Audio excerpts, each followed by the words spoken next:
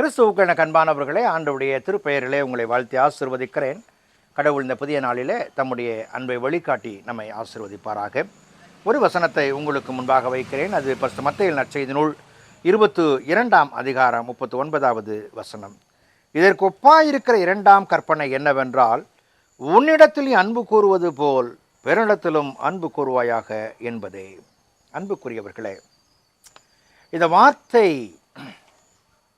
ஆண்டவர் தன்னுடைய சீஷர்களோடும் மற்ற சதுசேயர் பரிசேயர் ஆகியோரோடு இருக்கும் பொழுது, நியாய சாஸ்திரி ஒருவன் ஆண்டவரிடத்தில் வந்து பிரதான கற்பனை எது என்று சொல்லி கேள்வியை கேட்கும் பொழுது, அவனுடைய கேள்விக்கு பதிலாக ஆண்டவர் சொல்லுகிற ஒப்பாயிருக்கிற இரண்டாம் கற்பனை, ஒப்பாயிருக்கிற ஈக்குவல், இறைவனை தேடுவது என்பது, இறைவனிடத்தில் ஒப்படைப்பு என்பது, அன்பு கூறுவது என்பது முதலாவது கற்பனை. அதற்கு ஒப்பான கற்பனை என்று சொல்லும் பொழுது அதே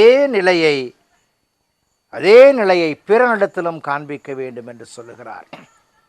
ஒருவேளை நான் பிறனிடத்தில் காண்பிக்கிற கற்பனை அன்பு கூறுதல் சரியா இருக்கும் என்று சொன்னால், அது இறைவனிடத்தில் அன்பு கூறுவதற்கு ஒப்பான ஒன்றாய் அது காணப்படும். பாருங்கள், டாக்டர் கார்ல் மெனிகர் கூறும் பொழுது, அன்பு மக்களை குணப்படுத்துகிறது, அது கொடுப்பவரையும் பெற்றுக்கொள்பவரையும் குணப்படுத்துகிறது என்று சொல்லுகிறார். அன்பு அதை மக்களை குணப்படுத்துகிறது, கொடுப்பவருக்கும் குணம் உண்டு, பெற்றுக்கொள்வருக்கும் குணம் உண்டு. என்ன அருமையான வார்த்தை! இந்த அன்பின் மையங்கள் அந்த ஆசீர்வாதங்களின் நிறைவாய் காணப்படுகிறது. ஆண்டவர் யார் என்பதையும், யார் கடவுளுடைய பிள்ளைகள் என்பதையும் இந்த பகுதி தெளிவுபடுத்துகிற ஒன்றாய் அது காணப்படுகிறது. ஆண்டவருடைய பிள்ளைகள் ஆண்டவருடைய கற்பனைகளை கை கொள்ளுவார்கள். அன்பு செலுத்தி அன்பை பெறுவது என்பது, இது இங்கே ஊர் வழக்கத்தில் மொய் எழுதி மொய் வாங்குற மாதிரி. அவர்களை ஆண்டவருடைய பிள்ளை என்று சொல்லவில்லை. ஆண்டவருடைய பிள்ளைகள் யார் என்று சொன்னால், who is the children of God என்று சொல்லும் பொழுது, நமக்கு விரோதிகள், அந்நியர்கள், நம்மை அறியாதவர்களுக்கு அவர்கள் தேவையில் இருக்கும் பொழுது அவர்களுக்கு உதவுகிற நோக்கத்தோடு அவர்களிடத்தில் அன்பு செலுத்துகிறவர்கள் கடவுளின் பிள்ளைகள்.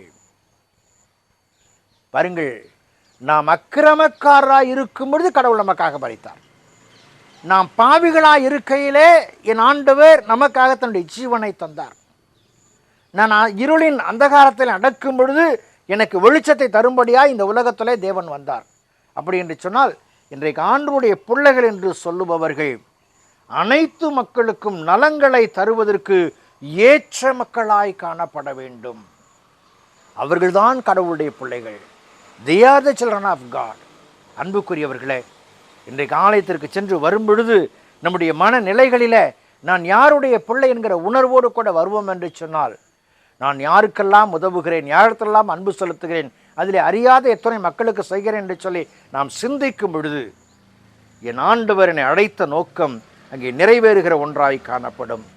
இதற்கு ஒப்பாயிருக்கிற இரண்டாம் கற்பனை என்னவென்றால், உன்னிடத்தில் நீ அன்பு கூறுவது போல பிறனிடத்திலும் அன்பு கூறுவாயாக என்பதை. அன்புக்குரியவர்களே, அந்த அன்பை காண்பிக்க நாம் முற்படுவோம். பாருங்கள், யோவான் நற்செய்தி 3ஆம் அதிகாரம் 16வது வசனத்தில், அவர் தந்தருளி, தேவன் தம்முடைய ஒரே பேரான குமாரனை விசுவாசிக்கிறவனோ அவன் கெட்டு போகாமல் நித்திய ஜீவனை அடையும்படிக்கு அவரை தந்தருளி. என் ஆண்டவர் என்னுடைய சீர்கிட்ட வாழ்க்கை சிறப்பாய் மாற்றுவதற்காக தன்னுடைய குமாரனை எனக்காக தந்தார். அதை பெற்றிருக்கிற நான், பிலிப்பியர்கள் நிருபம் 2ஆம் அதிகாரம் 5வது வசனத்தில் நாம் வாசிக்கிறபடி, கிறிஸ்து இயேசுவில் இருந்த சிந்தையே உங்களிடம் இருக்க கடவுது. அப்படிப்பட்ட அன்பு உள்ளம், அப்படிப்பட்ட பிரதான கற்பனையை வாழ்க்கையின் மையமாய் கொண்டு வாழ ஆண்டவர் விரும்புகிறார். அன்புக்குரியவர்களே, கடவுளின் பிள்ளைகளாய் வாழ்வோம். கடவுளின் பிள்ளைகளாய் வாழ்ந்து மற்ற மக்களோடு, பிற மக்களோடு உறவுகளை மேம்படுத்துவோம். இறைவனை மகிமைப்படுத்துவோம். கடவுள் நம்மை ஆசீர்வதிப்பார். ஜெபம் செய்வோம். கிருபை நிறைந்த நல்ல இயேசு சுவாமி, நியாய சாஸ்திரியின் கேள்விக்கு நீர் தந்த நல்ல பதிலுக்காய் நன்றி செலுத்துகிறோம். உன்னை போல் பிறனையும் நேசி என்கிற வார்த்தை எங்களுக்கு நன்மை செய்கிறவளை மட்டும் அல்ல, எங்களை புறம்பாக்கினவர்கள் நேசிக்கிற பண்பை எங்களுக்கு தாரும். நாங்கள் உம்முடைய பிள்ளைகளாய் வாழ கிருபை வராட்டும். இயேசுவின் ஜெபிக்கிறோம் ஜெபக்குள்ள பிதாவே, ஆமேன்.